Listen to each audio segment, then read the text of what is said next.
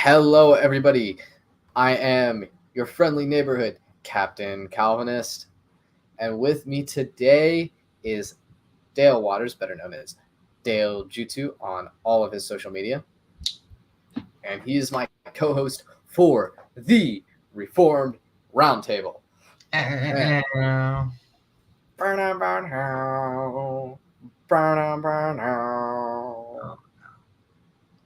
yes, and if you look at today's title, it is what we are talking about today: mysticism and the occult.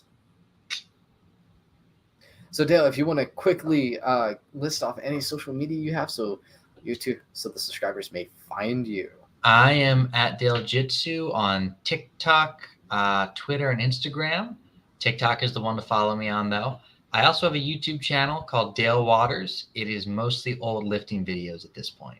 But, if you want to see Fat Dale lifting weights, go for it. Hey, guys, just remember, lift weights for the Lord, get them holy gains. All right.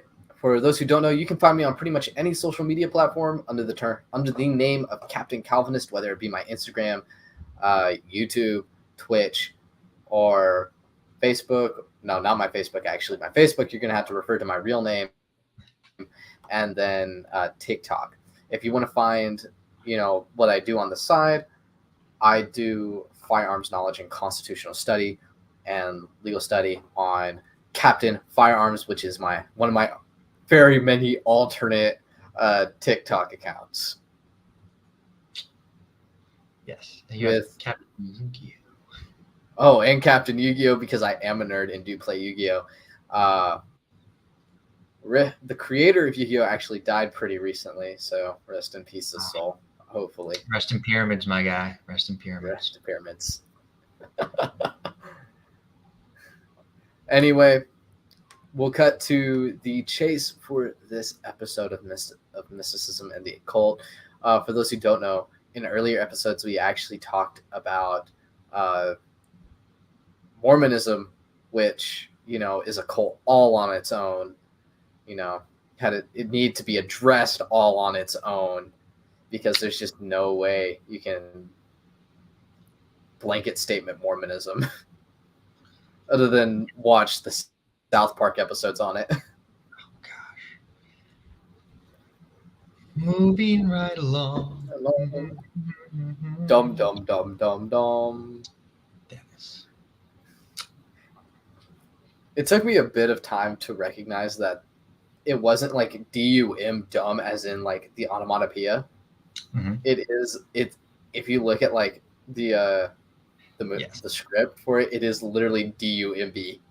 Oh yeah, well that's why they switched to smart at one point. Yeah. So anyway, going to our first, what is the entry to occultism or to the occult? And that's usually through mysticism. I think there's not really much disagreement there.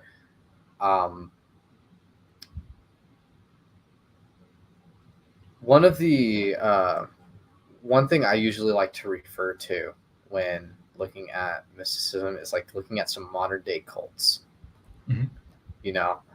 And I'm going to try and bring up a few up here because there's this cool website I found. Let's see it. I know. Hold on. Give me a second. And it's about this cult that's in Russia. Right. And it's run by this guy who where is it? Who believes he's Jesus. All right. This guy believes he's Jesus, which is a common thing actually for some cults. Yeah. Where they'll say they're either the brother of Jesus or that they are Jesus or yeah. Did I send you that picture from Japan of the guy? Oh, like just the story of a dude who was the brother of Jesus and stuff. It was super weird. So what you're referring to is it wasn't actually Japan. It was China. It was during the Taiping. I think it was called the Taiping Rebellion or the Holy Kingdom Rebellion. But he quite literally named his country the Holy Kingdom. Interesting. Of Japan. This guy believed he was the brother of Jesus. and he was the only one who could have sex in the country. That's a big responsibility. I hope That is a big responsibility. But you can imagine how long his rebellion lasted. I can't make this joke. 5 years. 5 years. Dennis, you're setting me up way too hard for inappropriate humor. We need to move on from that particular joke. Well, but the guy who wrote "It Is Well With My Soul" died under the delusion he was Jesus. Really? Really. Great I did song. not know that. Not a great ending, sadly. I did not know that. Yeah. All right.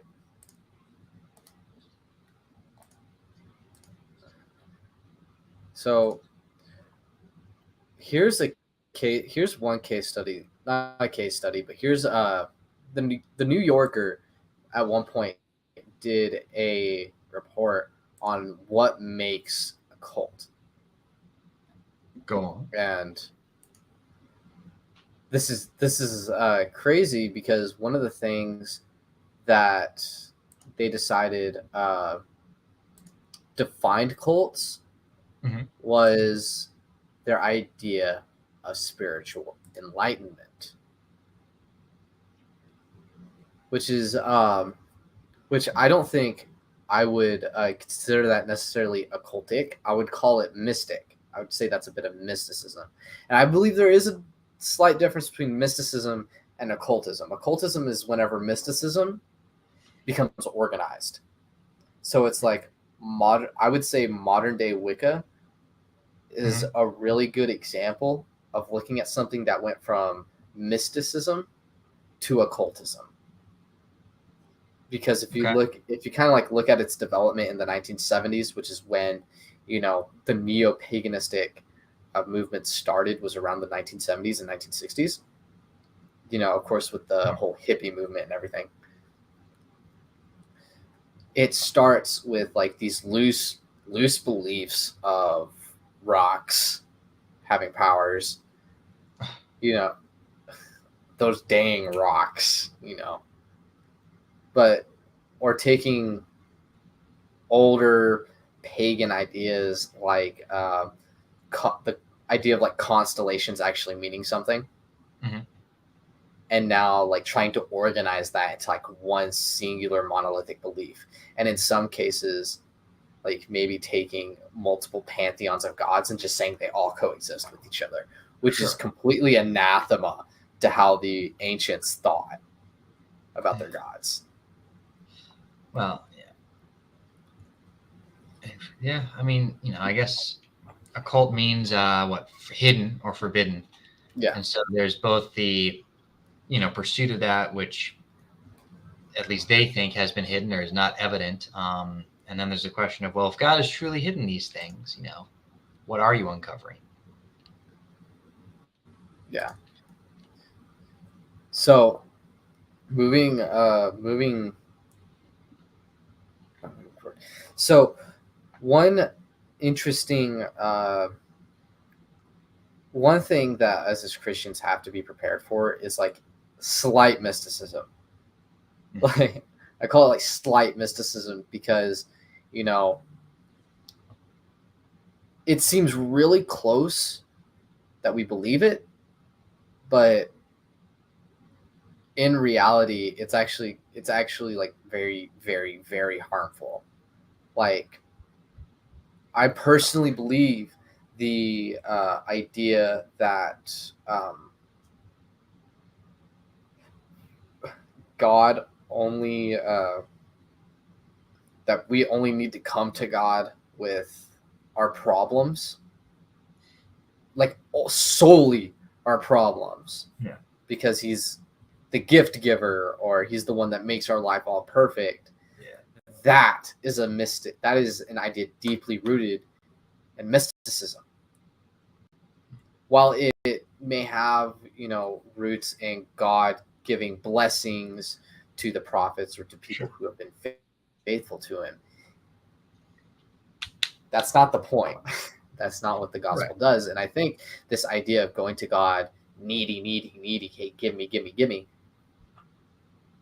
that is internalistic idea that will one day develop into a cultic mindset because we already see it with guess what movement? The prosperity movement. Exactly. Which has its own roots in the occult. So yeah, and I think it's that sort of thing is a theology in search of a verse a lot of the time.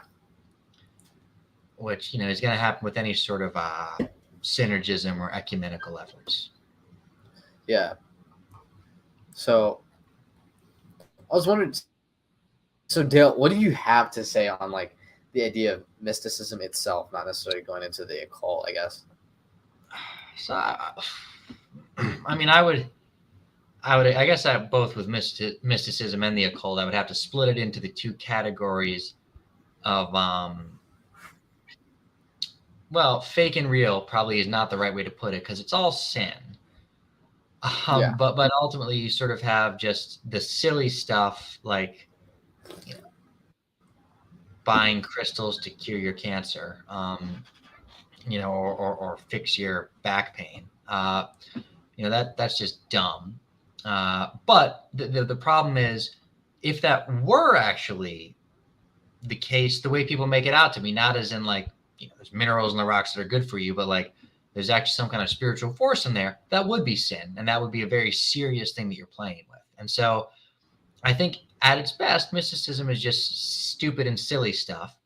At its worst, it's trying to play with something that, if it is real or if it were real, would be a huge problem and would be of the occult. So yeah, and so any sort of merging of false religions together, is its own issue. But obviously, once you start bringing that into Christianity, that's going to require pretty heavy massaging to the point of mutilation of the text of Scripture, and that's going to take you down some very dark roads. I would even go further to say that, to apologetics and looking seriously at the faith, it harms us.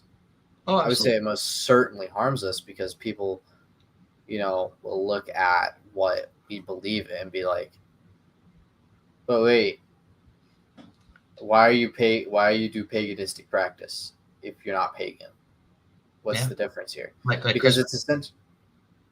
Well, I'm a good Presbyterian, so anyway. Like infant baptism? Like the third baptism, Dale? Okay, that's the thing you guys do, not us. So yes, like the third baptism, like murdering people, Dennis. Dale. Ritual murder. Dale, it was a threat. Hey. More so, a promise. A covenant then. Yeah. Yes. Hold up. Let me just give you my paganistic blood tithing. Oh my gosh. Yeah. So, and I think there is something that, now that you mentioned blood tithing, there is a difficulty in looking at how the Bible deals with things and saying at times, is this describing a spiritual way the world works that we're just not as in tune with today, like the idea of blood guiltiness, for example, or is God, or someone speaking for God, speaking in terms or working in terms of what people are going to understand and be familiar with there. And so, if we look at the whole Jewish worship system, that whole cultic practice, cultic in the not creepy sense, the religious practice of the Jews in the Old Covenant, like we know, like those sacrifices in a sense didn't do anything, right? Like no one had their sins forgiven by those offerings for sins. So the question is, yes, we know that those are a picture to point them to Jesus, but what is going on there? Is there a spiritual significance beyond that picture, beyond it as a show of faithfulness? Is there something going on there that still is not sufficient to save you? Or, how is that working there? And that's something that I think is often glossed over and very difficult to work through. So there are definitely spiritual things that we just don't always get. Like, as simple as, are you supposed to slam your arrow into the ground 3 times or many, many times? How do you know that? What's going on with the seer and Samuel? There are spiritual things, and some of which, and it's interesting Paul's epistles. He'll often treat sometimes spiritual things as being just stupid, and other times as being service to demons. Yeah. And sometimes it's the same things. And so it's very interesting to look at how God, sort of tells us that there is a spiritual realm, doesn't tell us a lot about it. So here's one thing, and you can disagree with me if you want to on this one, because it's not very controversial. Well, I guess it kind of is controversial if you look at it from a certain perspective. But when it comes to Christian witchcraft, I think that is not occultic. I think that is mysticism.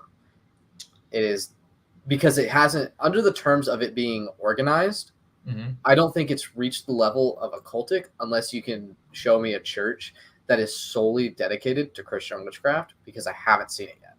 Yeah. So I guess if you want to define, which is an oxymoron, by the way, gentlemen and ladies. Yeah. So if you want to define occultism purely in terms of organized mysticism, then yes. But I think you could describe elements of the Christian faith as well. See, a lot of people do describe it as mystical, but I think often what they're describing are not real parts of the Christian faith. Things of the more, charismatic nature. So yeah, it's difficult to, but yeah, Christian witchcraft, unless they're in a coven or something, that's probably not sufficient organization for that purpose. Yeah, but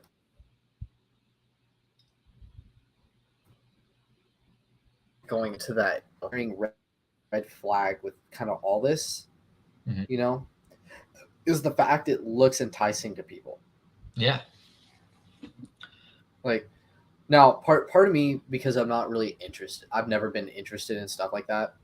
Like, the closest I ever got to magic was reading Harry Potter.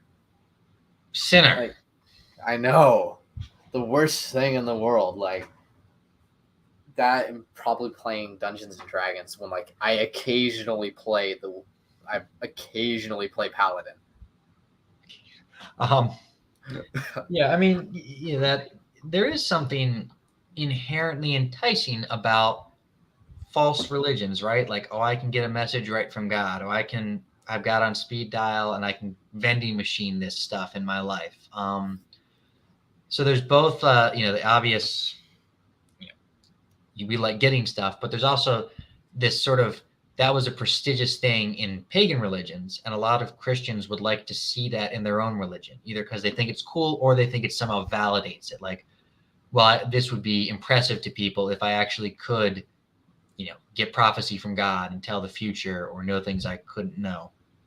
And that can lead to a number of different things. When I was in college, I was briefly interested in the idea of listening prayer, which is very silly. Ultimately, it has no biblical basis. But I've never heard of that. It's basically where you listen or you pray. You say, Lord, speak to me. You ask God to speak to you, and you sort of it's sort of that still small voice idea. Okay. Some people codify it more than others, but ultimately it's the idea that you should be expecting messages from God there. And that wasn't, I think that is attractive. Like, who wouldn't want to hear that? But the problem is that's not how God says he operates. Yeah. And so we shouldn't necessarily be wanting things that God has not told us, promised to us. But if you think about what a lot of people want out of the Christianity, they want the healing, they want the prophecy, they want the sexy gifts. No one's excited they have the gift of helps or service or something. No one's excited that they have the gift of, you're going to be a hermit your entire life and you have to go out and preach the gospel. Oh, that reminds me of a TikTok I'm gonna make, but I can't quite quote on this program at the moment.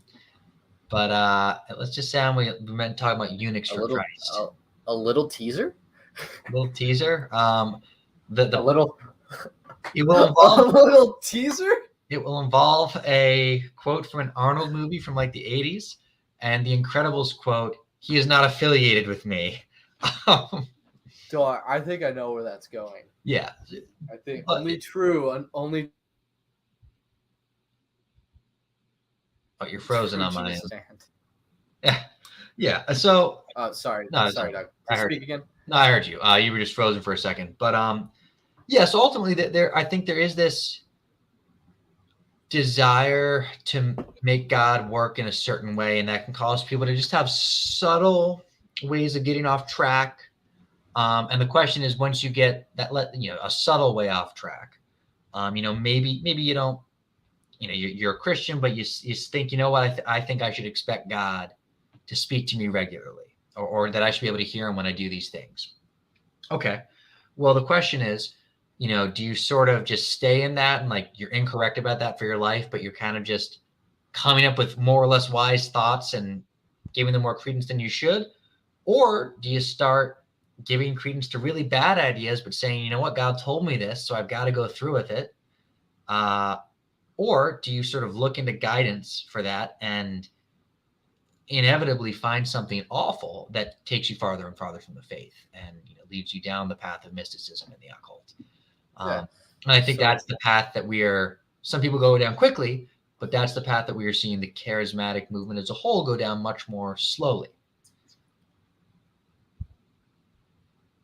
So whenever, and this is my like personal part right here.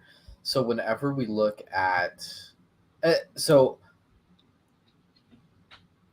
I have a fascination for why people want to insert pagan beliefs into Christianity. Yeah. I have a fascination with it because it's I think it's kind of interesting on why do you want to violate scripture this way?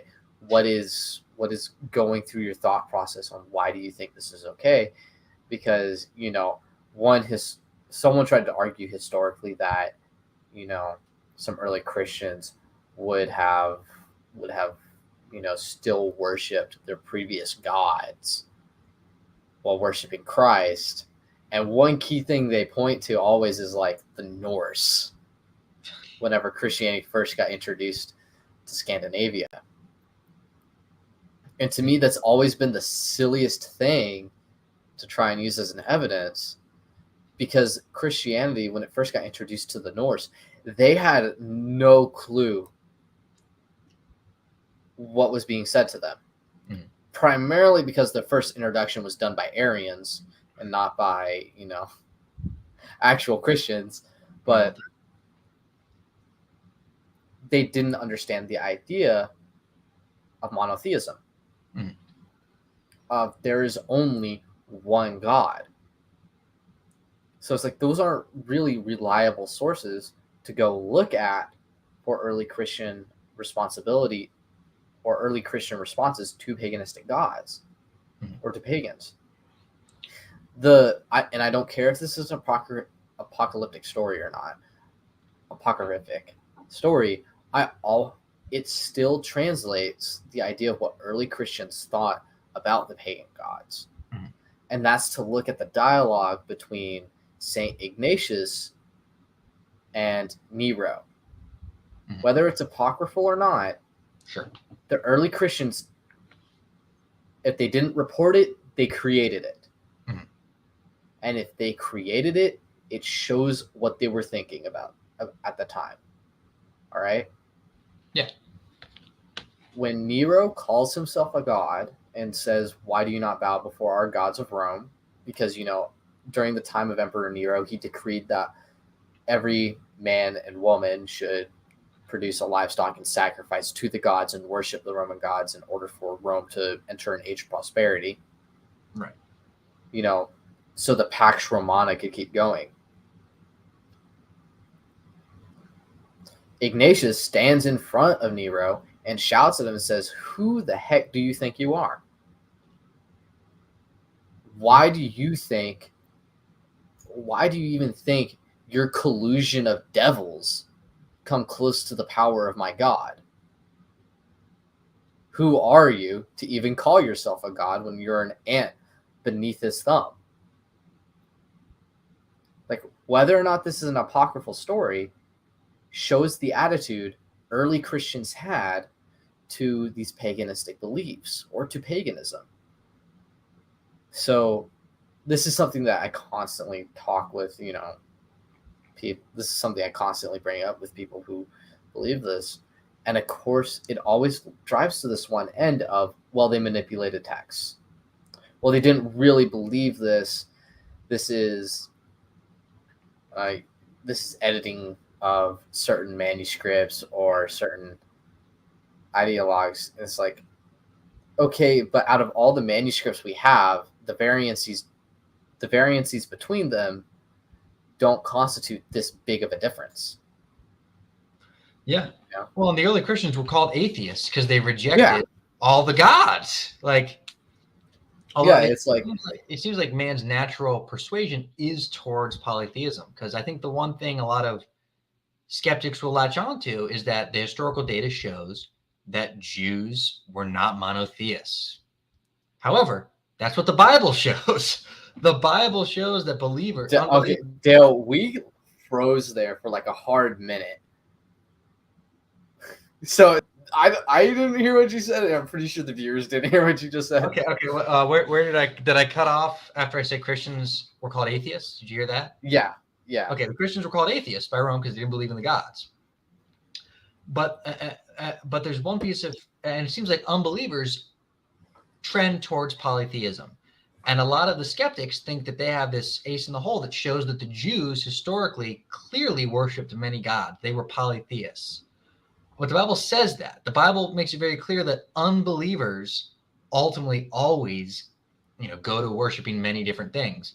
And so, you have in Leviticus 17, as God's giving the law, he says, you need to stop worshiping these goat gods you've been worshiping since you left Egypt.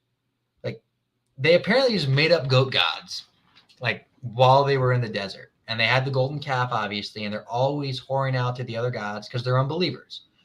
And if you look at any man-made religion, and that's you could look at they'll make multiple gods, right? Santeria, Hinduism. They'll start elevating people to like demigod status, whether it be an important prophet or apostle within their faith, or even a specific text to some godlike status. It's very strange. Well, it's not strange. It's normal. But it's very different than what Christians do. Dennis, did we lose you? Or did we lose me? You're good. We're good. The live is back. We were frozen for a good second, though. For a really good, that was a long second. I wonder when we watch this, who's going to be out of sync with everything. And now we lost you again.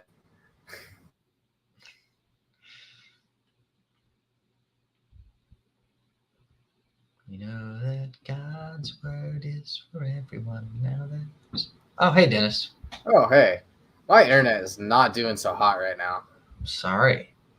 Yeah. Yeah, mine's being a little weird right now, too. We had a huge storm where I live. I got completely soaked just walking in my car today. The security guards were advising me not to do it, and people were huddled in the lobby in fear, cowering. Okay, we're back. We are back. Quickly, restate everything you just said. The Jews were always functional polytheists. And, even Leviticus 17, God tells them to stop worshiping the goat gods that they brought with them. They have the golden calf. They're always whoring out to other nations' gods. And so, throughout history, we see unbelievers, whether it's actually calling it multiple gods, whether it's elevating specific humans to a god or demigod status, or even elevating, some kind of holy text to the status of God. There's always something extra that they want to add into it. Some people worship food, Dennis. They'll keep it company so it doesn't get lonely. I've never heard of this. That is a practice of a major world religion. Football? Have you heard of? No. I'm not like. There are people that worship bread and wine, and they will go outside of the normal services to venerate it and be around it and talk to Catholics? it. Catholics? Yes. Okay. It's called adoration. Yeah. And and someone might say, well, they think it's Jesus. That doesn't make it better. That makes it worse. He's not a piece of bread. Certainly not in the sense that you have to go keep it company. Why are you eating Jesus? Yeah. So Yeah, and it's always something. And it's not, not to pick on that particular religion, but in Islam, they elevate Muhammad and Moses to a very strange place. A lot of Muhammad though, but they also think that the Quran basically is God. They view it's not. They don't view it like we view the Bible. Orthodox Jews kind of have a similar deal with the Torah, not quite as much though. But you've got Mormons. Joseph Smith. Well, no, they don't quite do that with him, but that's because he's probably already an actual God at this point. So there is this desire to worship many things ultimately for our own benefit, but the effect of that is always to enslave and destroy, and we see that in the actual lives of people that do that sort of thing. So now we've hit the 30-minute mark, or we're Yes. about to hit 31 minutes. So this brings me to the most interesting thing. Okay. That I think is crossing my mind right now. All right. Let's hear it. Most cults are a fad. Most cultic thinking is just a fad. It is cut and paste of previous pagan beliefs, previous wash and dry, what have you. You saw it on Darkest Dungeon type TV show. Yeah. It's just copy and paste constantly because people don't know better. It's like take the Roman pagan rituals and compare them to like modern atheists, let's go have fun type deals, or what neo-pagans kind of do, or what what would also be a good group to put in the little circle bubble that excludes most of modern society, that doesn't exclude most of modern society. Question. Yeah, there are certain brings things. me Yeah. to my point. Modern society is a cult. Code 45. And not just in terms of its organization, but in terms of how it wants to constantly remove itself from Christ. Yeah, I think at a certain point, I think cult may be losing its meaning if it describes everybody, or just about everybody. So this is why I'm using the word mystic. This is probably why I should use the word mysticism instead. Yeah, but there's, ultimately, you can't escape it, and you can see even the secular trends. Like there are like pseudo religious ceremonies and figures and like texts and whatnot. It just seems to be the way people go. It looks And like the Communist Manifesto. if you look at cults, like traditional cults, they've got a couple like it's like, okay, we're either gonna have some like new direct line to God, or we're gonna uncover something that's been lost for a really long time, right? Or maybe it's just like some divine being gave me something and we're going to base it all off of this now. My favorite happens to be I am God. Perhaps. Well, at a certain point, but then you have funny clothes. You have to have funny clothes of some kind. It's the rule. You have to have some sort of sexual perversion, at least on the part of the leaders, but ideally for everybody. And then you do have to have like some kind of weirdly arcane, but also like just pathetically traditional structure for your organization. But you have to like do it with pizzazz. And if you have those three components, you're going to have a pretty decent cult. So, it's like one thing that I've never really, thought about is that it's really easy to make a cult. It's not very hard. One, because people will believe anything you give them. People will believe anything as long as you say it with enough like fervor. You're absolutely right, Dennis. But I think you get, what I'm saying. If you're charismatic enough, if you're able to present enough, and I point to the prosperity movement right now, the charismatic movement. Look at some of those prosperity gospels, like Joel Osteen. He does have a cult. He he is a cult leader. Like, the money scheme is there. Yeah. If you look at, sort of the structure inside his megachurch and what you can and can't do in there, what you can and can't wear in there, you have a uniform. It's just a, more palatable uniform than wearing, tinfoil all over your body. LARPing as a militant Jewish person, as a certain cult does. Scientology? No, Hebrew Israelites, man. It's hilarious. Where's like second BC century like clothing? It's like if you took like goth Jews, that's basically the vibe you get from them. I always got that vibe from BHI. Yes, yeah. Except more kind of like rapper style. Well, anyway, gangster. before the bullets start flying through my window. Yes. So they're control yourself, Dennis. Yes, Control yourself, Dale. And ultimately, there is a reason that these world religion zeitgeist type people can vaguely be onto something when they say all religions are the same, and it's because you have all these world religions ultimately riffing off the one true God and how he does things and doing it in a worse way. And so there are legitimate connecting factors and patterns that you're seeing, but the issue is if you say they're all the same, you're kind of missing like the life and death differences that are there. So one thing that really gets to me about cults is their perversion of how they believe God or their gods and their church, synagogues, or how they're or how whatever they call their worshiping bodies, how God interacts with the church. To me, that is the largest indicator of a cult. How does this divine being or beings interact with the body of believers? And with the Christian God that we get from the Holy King James Bible,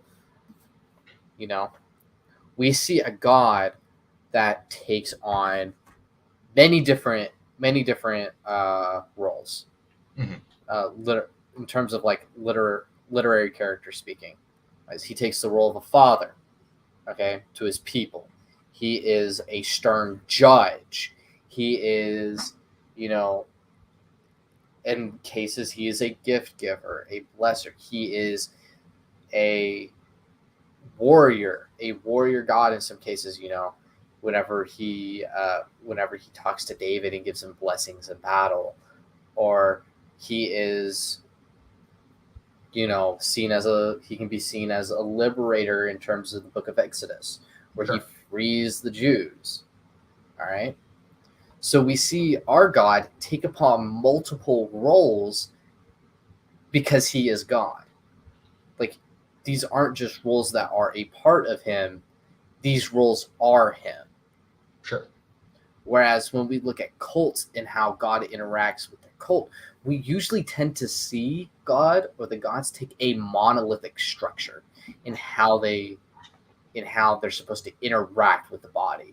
Like, let's take Heaven's Gate, for example. If you look at some of the beliefs of Heaven's Gate, their gods, alien beings, approached a very monolithic sense to everything. They all seem to have this like collective, this collective idea of enlightenment is where you reach salvation. Da-da. Da-da. But that's where they tend to go. It's just these top heavy ideas of God only being able to have one trait. And the well thought out cults actually can remove themselves from this. But they but in other ways they can't. My favorite example is Jehovah's Witness, because they can't have a God who is God. They, for some reason, can't. Any cult you look at to this day cannot have a God who is God, because that takes away power from the cult leaders and the cult structure. So to give a little example of this is whenever we look at Jehovah's Witness. How do you know if you're definitively saved as a JW? Like definitively, 100% no. You get to take communion. Exactly. You get to take communion. Who takes communion? The what is it, 144,000? The 144,000. Who takes communion in the back room so no one else knows about? The bosses, I assume. Yeah, the church leaders. So this was a little investigative report that was done by, I think, the New York Post a while back, where it turns out that a lot of leaders in the JW Church and various branch offs of the JW Church would take communion as part of the 144,000.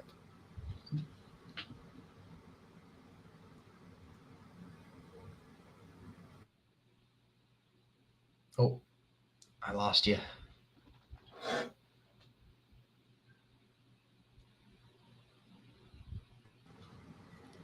We lost you I'm for back. a second. Did you say back. say anything? No, I was just listening to you talk about how they would take communion as part of the 144,000. Yeah, so it's something extremely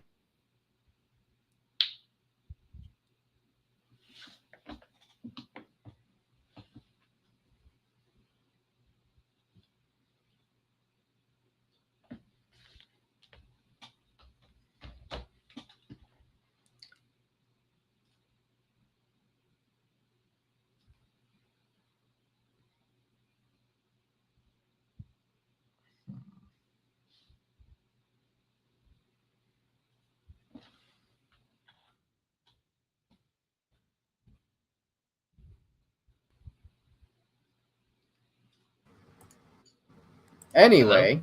Yes. Hello? Anyway, you're probably going to get a Jehovah's Witness in here that's going to find this video one day, and he's going to be like, what? No, we never did that. But the evidence is there. Is this predicting the end? I didn't hear what it was. No, this was just Communion? Jehovah's Witness finding this video and me commenting on leaders actually taking communion. But he's going to think that this is like divine retribution, the fact that none of it works. Oh, yeah. But who decides who's fit for communion in the Jehovah's Witness Church or in the JW Church? The bosses. Yeah, they get to decide who is part of the 144,000. Like, if you take a look at the structure, they most certainly get to decide. Yeah. So, Pretty again, yeah, it's pretty nifty. And we see with this a clear, crystal clear like water.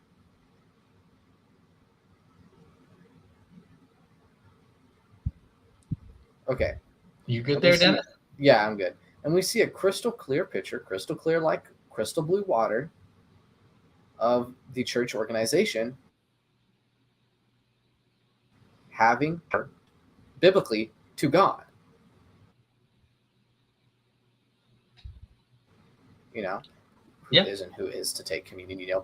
The non-believer is not to take communion. Sure. I think it's very clear. But when we look at the way these other churches do it, yeah, man. Yeah, the Bible's pretty clear. Like, the ordinances of Christ are for believers and not for unbelievers. And it's, there's always ways that has it trying to inch in on it and either make less clear who the believer is or who the right recipient is. Yeah. And that brings me to the next point.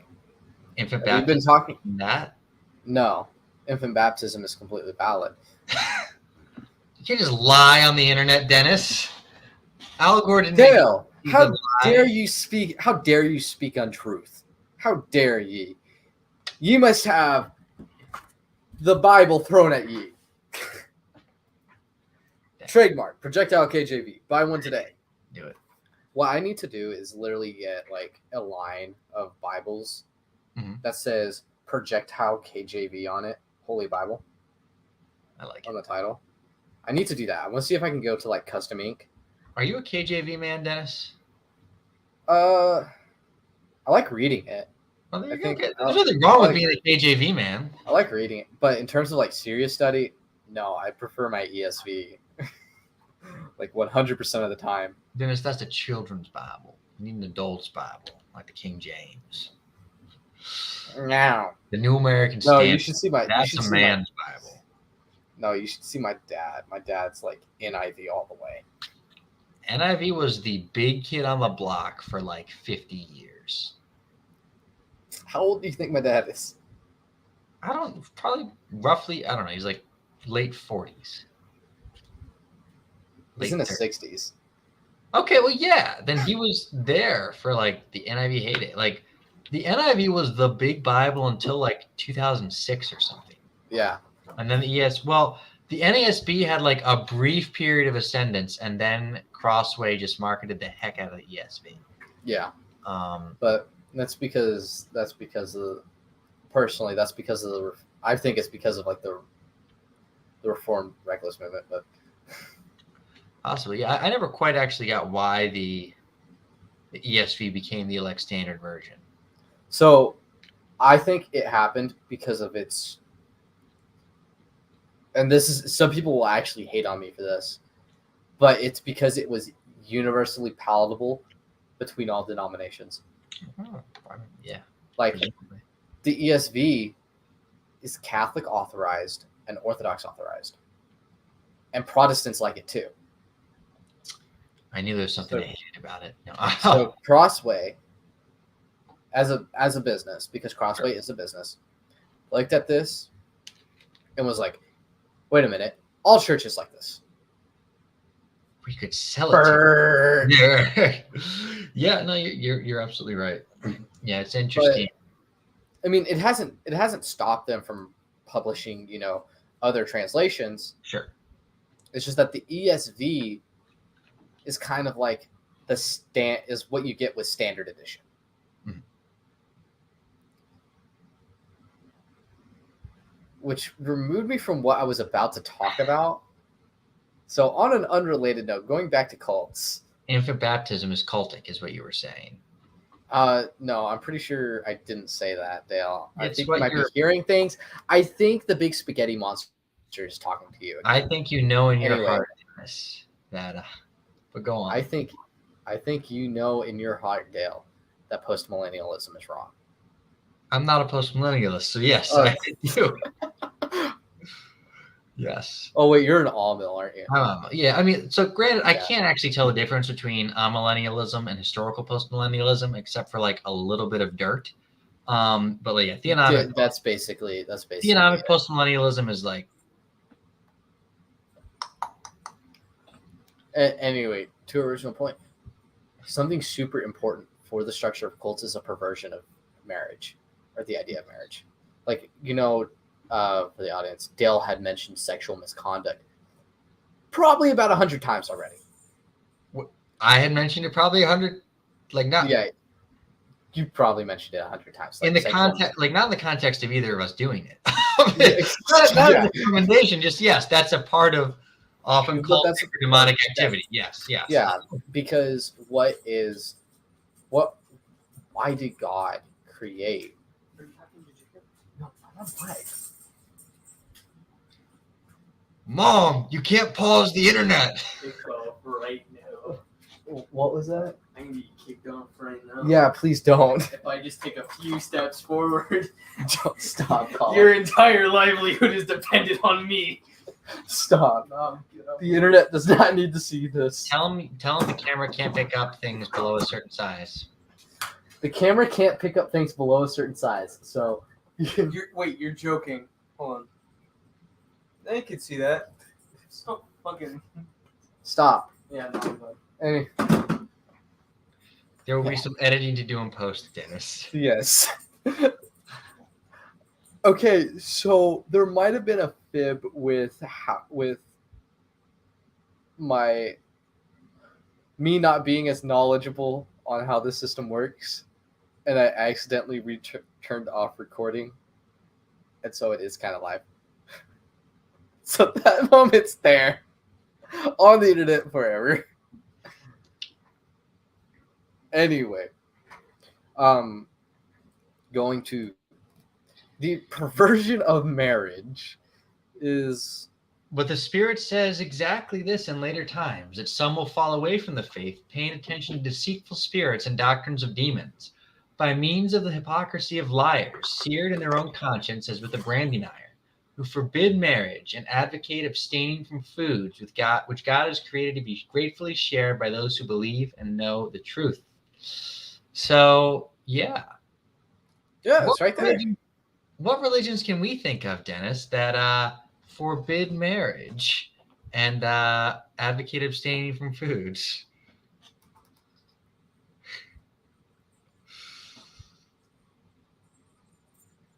I can think a lot that do one of those things, and I can think of at least one that does both of them. But I think really it's not just the forbiddency of marriages; it's also like the opensy of them. Mm-hmm. Oh well, like every which way that you can have sexual perversion, you'll find it. Yeah, so it's quite literally, if you want to find a good church, if you want to find anything that sticks to the Bible, look at how they define these things. Like normally when I read about a church, and it is of course biblical language to call the church the bride of Christ. Yeah. But cults commonly misconstrue that statement. You will not believe how many cults actually misconstrue that. There was one time I accidentally went to a cult meeting. As one accidentally goes to. Yeah. I stumbled upon it. One of my friends was in a cult, but I didn't know it was a cult. So it's like goes to this church that between two restaurants that should have been two cafes, actually. That should have been my first red flag there. If it's between two diners. Wait, they met in an alleyway? Kind of. It was a building. Oh, okay. I was like, you met people in an alleyway doing a religious ceremony, and it didn't click that it was a cult. Okay, it's in a building. Yeah, but walked in there, and the first thing that tipped me off, and yes, I'm reformed, the two CV violations. Now, I kind of share Jeremiah's thought process on this, which is kind of common, where it's like, okay, there's maybe historical leeway here. Not going to touch it with a 10-foot pole just yet, but there's a point where it's ridiculous. There is a point where it is idolatry, and it is bad. Yes. And these guys were like Santa de la Muerta. Oy vey. Yeah, oy vey. And I'm just sitting here like, dude, you're in a cult. Let's go. Let's flee. They might have me for lunch next. Because they had lunch afterwards, and I'm not going to lie, whatever they were cooking smelled awful. It smelled like spoiled menudo. You're probably just saying that because it was ethnic food, Dennis. Dog. No. It was dog. No. Dale. Shush. Dude, it smelled awful, dude. Nothing wrong with eating dog, Dennis. It was bad. It smelled rotten, whatever they were eating. It's like, but we won't get to eat. It's like, I'll buy you eggs and bacon at the cafe next door. Yeah, well, you probably don't want to go to cults for the food, but that is a way that they get people sometimes. Oh, yeah. least at SBC. Anyway, have you Listen, ever potluck is a sacred institution. All prove right. it, Dale? Prove it biblically. Biblically? Okay. We're going to go to 1 Corinthians 8. 1 Corinthians 8. I believe so. Is this an actual? Is this what we're actually doing, or did you just say that? You know what? so We're you going can- to 1 Corinthians 8, if it's what I'm thinking of. First, okay, I'm in 1 Corinthians. All right. Wait a second. It might be after that. Food offered to idols. That's not it. Hang on a second.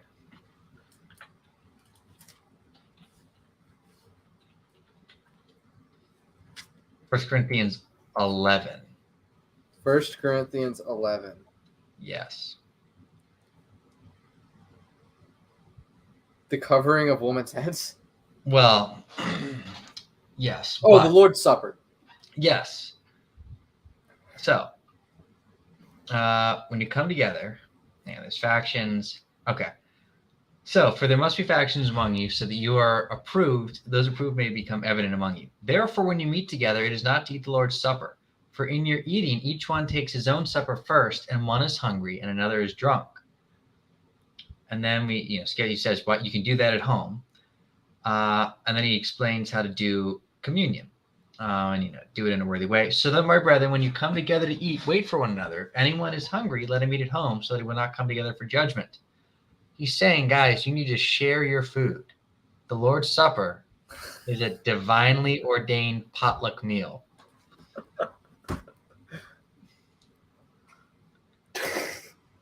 Dale has just defended the biblicity, the biblicalness of the potluck. Yes. Amen. And Toto. QED little square at the bottom of this, all right? Don't be All eating right. and drinking judgment to yourself. Bring something to share with the body. Well, one thing us Protestants have been doing that the Catholics and the Orthodox may have forgotten. Worshipping Jesus? No, what? Anyway, I don't know enough about Orthodox to make that joke, so I'm going to tentatively withdraw half of it. Tentatively, okay. Listen, I'm like, here's the thing about the Orthodox Church, all right? I don't actually, I know like one Orthodox person. I knew him in college. I don't actually interact with any Orthodox people, so it's not front of mind. So I haven't done a deep dive into it, but I'm also like very unimpressed with what I've seen them do with the Bible. So I'm not that incentivized to say maybe they're onto something. So, they're just kind of in this place of like, maybe someday I'll figure it out. But for now, I'll give them like the benefit of the doubt with a side eye. Yeah. Place your trap card face down. Right. Just in case. Well, they're also not as codified. So there's also differences, like in the limited interactions I've had, like European Orthodox people are different than American Orthodox people. Yeah, it's actually like in American Orthodoxy, like there are more Russian Orthodox churches here, I believe. So it's like the Russian Orthodox Church is different from like the Armenian Orthodox Church in a lot of ways. Yeah. Especially like culturally. Right. And I was just having a discussion on Reddit today about Rome. Ah, yes. The Whore of Babylon. As much as I'd be down with that, I think the Whore of Babylon was Jerusalem. Yeah, I'm not gonna lie to you. I can see that. I can see that. As a fellow amillennialist. There you go. Yeah. Well, you know what? I'll have to send you I did a Sunday school in Revelation a while ago, but I got cut off at one point because we started 10 minutes late. And so I got like this 3-minute warning when I had 7 minutes of material left. So I literally, as I'm saying Jerusalem is Babylon, like I'm like, oh, 3-minute warning. Take my word for it. I was going to speak ex cathedra. And then I had to, wrap it up very quickly. All right. Well, we have hit 59 minutes.